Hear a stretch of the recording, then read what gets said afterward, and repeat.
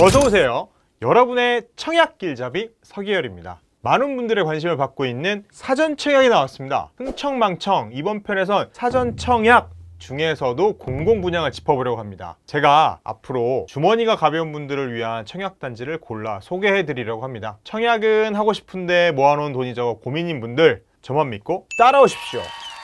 사전청약, 본청약에 앞서 미리 분양을 하는 거죠. 지금 진행하는 사전청약 공공분양주택은 3기 신도시를 포함한 신도시 지역에 조성될 아파트를 미리 분양해서 주인을 정해놓는 겁니다. 지난달 29일에 공고된 21년 사전청약 4차 지구 공공분양주택을 살펴볼게요. 남양주 왕숙, 부천 대장, 고양 창릉, 시흥 거모, 안산 장상, 안산 신길 2, 고양 장안까지 7개 지구, 7개 지구에서 분양 물량이 나오네요. 총 6,400가구가 이번 4차 사전청약에서 주인을 찾습니다. 다만 사전청약은 이번 달에 하는데 본청약은 2025년 상반기에 예정돼 있네요. 5개 지구가 그렇고요. 그렇다면 입주는 2027년? 계획이 그렇다는 겁니다. 고양 장항은 본청약이 내년 9월, 남양주 왕숙은 2024년 11월로 조금 빠르긴 합니다.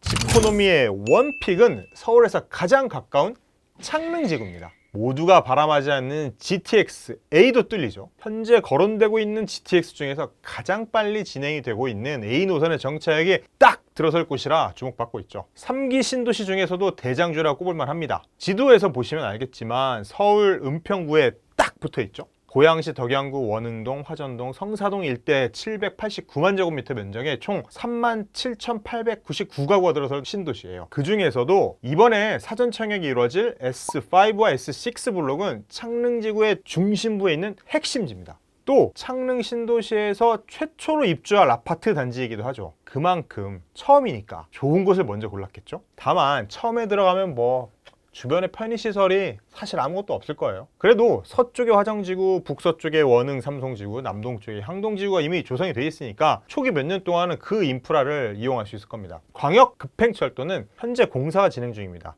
A 노선은 파주 운정에서 일산을 지나 이곳 창릉을 찍고 서울역으로 들어갑니다. 이어서 삼성역을 지나 동탄까지 이어지죠. 그 GTX-A 창릉역이 이번에 사전청약하는 S5와 S6 인근 업무지역에 들어설 것으로 예상되고 있죠. 물론 예상입니다. 그렇지만 걸어서 GTX역에 갈 수 있다는 건 강북과 강남의 핵심 업무지역까지 빠르게 이동할 수 있다는 거니까 엄청난 메리트죠. 기존 철도 노선도 인접해 있습니다. 창릉지구 남쪽으로는 경의중앙선 화전역이 있고요. 북쪽으로는 3호선 원흥역이 있어요. 물론 경의중앙선의 배차 간격이 좀 넓고 원흥역까지 차로 좀 더 가야 하긴 하지만요.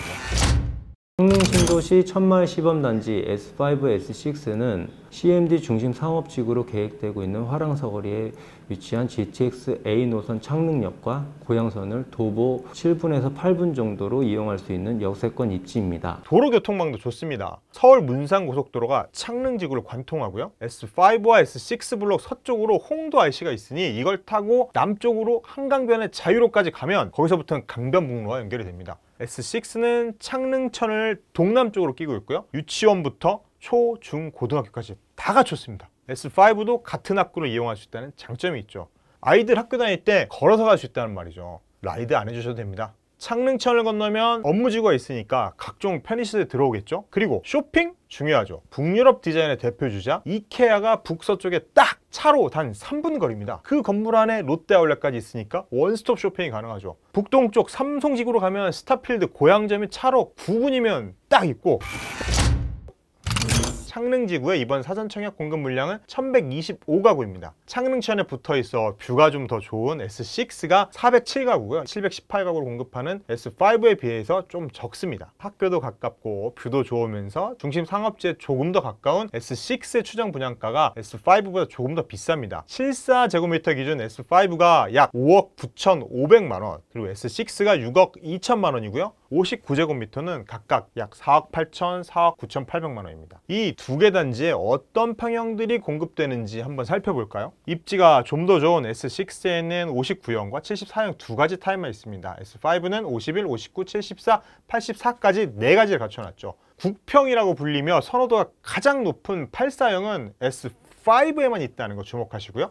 84형의 추정 분양가는 6억 7,300만원입니다. 주변 단지 시세와 추정 분양가를 비교해 볼까요? S5 블록 북쪽에 붙어있는 고양 원흥 동일 스위트는 준공 4년차 아파트인데요. 84형의 경우 지난해 하반기에 10억 5천에서 11억 5천 사이에서 거래가 이루어졌습니다. 사전 분양 S5의 추정 분양가가 4억에서 5억 원 정도 메리트가 있는 가격으로 보이네요. 그리고 이 사전 청약의 최대 장점은 뭐다? 자금 조달은 본 청약 때까지 신경 안 쓰셔도 된다. 본 청약이 2025년이고 구체적인 분양가가 나오니까 앞으로 3년 동안 열심히 돈을 모으시면 됩니다. 평형은 어떨까요? 이번엔 사전 청약을 실시하는 S5, S6는 모두 판상형입니다. 통풍이 잘 된다는 얘기죠. 가장 인기가 높은 84형을 볼게요. S5 블록에만 78가구밖에 없어서 경쟁이 치열할 걸 보이는데요. 남서향과 남동향 두 가지가 있습니다. 84A와 84B 둘 다 모두 침실 3개와 거실을 일자로 배열한 4베이입니다. A에는 주방 옆에 알파룸이 제공되는 게 눈에 띕니다. 59제곱미터 A와 B도 침실 3개와 거실을 4베이로 뽑았네요. 20평대지만 최대한 넓게 뽑으려는 노력이 돋보입니다. 입지가 상대적으로 좋은 S6 블록의 경우에 74제곱미터가 가장 큰 평형입니다. 거실과 침실 3개를 나란히 배치한 4베이 설계고요. 남서향입니다. 여기서도 주방 옆에 알파룸이 배치됐네요. 전반적으로 무난한 설계다 라고 볼 수 있을 것 같습니다. 청약 자격을 꼼꼼히 챙겨보셔야 됩니다. 이번 사전 청약에 경기도, 서울, 인천에 거주하는 무주택 세대원이 지원할 수 있습니다. 청약 과열 지역에 공급되는 공공 분양이기 때문에 전매 제한과 거주 의무가 당연히 있습니다. 분양가가 주변 아파트 가격의 80에서 100%일 경우 전매 제한 6년, 거주 의무 3년이고요. 분양가가 주변 시세 대비 80% 미만일 경우에 전매 제한은 8년, 거주 의무는 5년으로 늘어나게 됩니다. 공공 분양인 만큼 특별 공급의 비중이 높습니다. 이번에 청약을 받는 S5와 S6 합쳐서 총 1125가구 가운데 다자녀가 110가구, 신혼부부가 335가구, 생애 최초가 280가구, 노부모가 50가구, 기타 164가구, 일반공급 182가구니까 신혼부부와 생애 최초 물량이 일반공급 물량보다 더 많습니다. 자격이 되신다면 이 두 가지 유형을 공략하시는 게 좋겠죠. 주택 청약 종합저축, 청약저축과 같은 입주자 저축 납입 횟수를 비롯해서 자산, 소득 요건까지 지켜야 될 조건도 굉장히 까다롭습니다. 공급 물량이 많은 신혼부부와 생애 최초를 중심으로 볼게요. 고양시에 1년 이상 거주한 사람에게 30%, 경기도 6개월 이상 거주자에게 20%, 남은 50%를 이에 해당되지 않는 사람에게 배정합니다. 신혼부부 물량에 청약하려면 청약저축에 6개월 이상 넣어야 하고요. 생애 최초 물량에 청약하려면 24개월을 납입해야 합니다. 생애 최초는 입주자 저축 납입 금액도 중요한데요. 600만 원 이상을 넣어야 청약 자격이 생깁니다. 두 전형 모두 자산과 소득 기준도 지켜야 됩니다. 자산 기준은 부동산과 자동차 두 가지로 나뉘는데요. 부동산의 경우 시가 표준액 기준으로 주택, 건물, 토지 등 다양한 부동산을 다 합쳐서 2억 1,550만 원 이하를 지켜야 됩니다. 이보다 많다면 청약 안 됩니다. 자동차는 보건복지부 장관이 정하는 차량 기준 가액이라는 게 있어요. 이게 3,496만 원 이하여야 됩니다. 만약에 한 가구에 2대 이상의 자동차가 있다면 더 비싼 차의 차량 가격을 기준으로 한다고 합니다. 참고하세요. 탑치는 게 아니구나.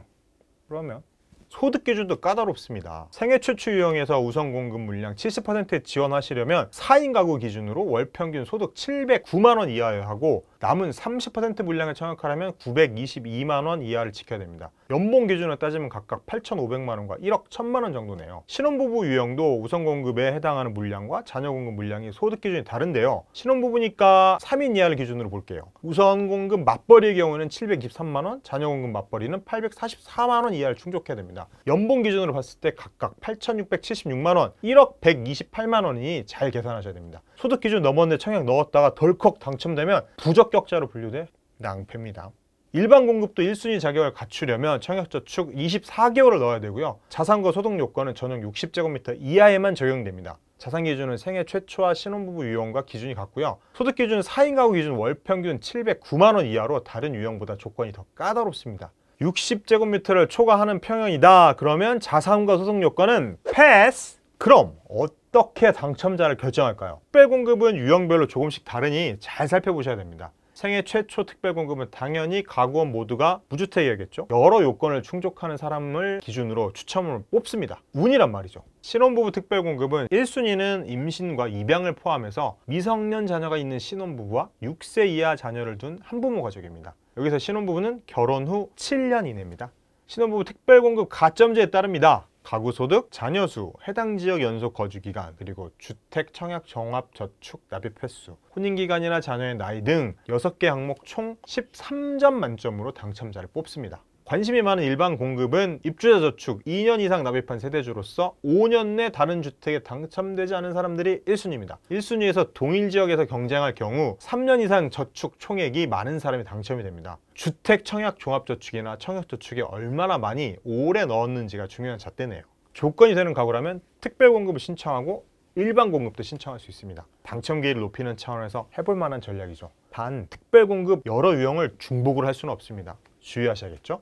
지난달 23일에 발표된 3차 사전 청약 당첨 결과와 비교해서 당첨 가능성을 점쳐볼 수 있을 것 같습니다. 하남 교산의 경우 평균 경쟁률이 52.4대 1로 그동안 사전 청약을 통해서 공급했던 신도시 가운데 가장 많은 신청자 수를 기록했습니다. 당첨 커트라인은 59제곱미터가 2,310만 원으로 가장 높았고요. 58제곱미터가 2,299만 원, 51제곱미터가 2,010만 원, 55제곱미터가 1,860만 원 순이었습니다. 하남 교산은 인기가 높은 84제곱미터의 공급이 없었기 때문에 전용 59제곱미터 커트라인이 2,310만 원까지 치솟았다고 볼 수 있을 것 같습니다. 최소 19년 3개월 동안 청약통장에 10만 원씩 꼬박꼬박 불입해야 하남교산 전용 59제곱미터 사전청약에 당첨될 수 있었다는 거죠.